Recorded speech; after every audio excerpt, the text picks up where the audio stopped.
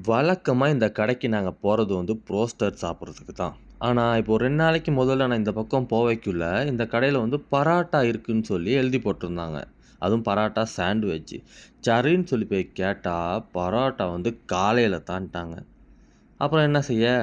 மனசுல சோகத்தோட, முகத்துல சிரிப்போட 2 புரோஸ்டர் போடுங்கன்னு சொல்லி ஆர்டர் பண்ணிட்டோம். ஏன் பராட்டா சாப்பிட இவ்வளோ ஆர்வமா வந்தோன்னா, அ கிட்டத்தட்ட ஒரு 1 மாசமா நான் பராட்டா சாப்பிடவே இல்லங்க. ஏன் சாப்பிடலன்னா, எனக்கு வந்து முன்ன டியூட்டி வந்து காலையில 6 மணிக்கு வரனால என் ஃப்ரெண்ட்ஸுங்ககிட்ட சொன்னோன்னா வாங்கிட்டு வந்து குடுத்துருவானுங்க.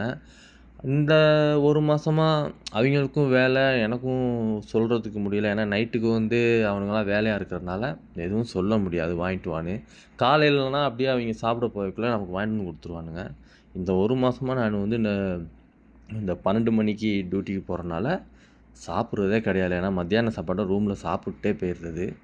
அதனால வந்து பராட்டா சாப்பிடவே இல்ல. சரி இன்னைக்கு போய் சாப்பிடலான்னு போனா, அங்கேயும் இல்ல. வழக்கம் போல ஒரு புரோஸ்டர வாங்கி, வழக்கம் போல நம்ம அந்த குபுஸ்ல சிக்கனையும், அந்த உருளைக்கிழங்கையும் வச்சு சாப்பிட ஆரம்பிச்சாச்சு.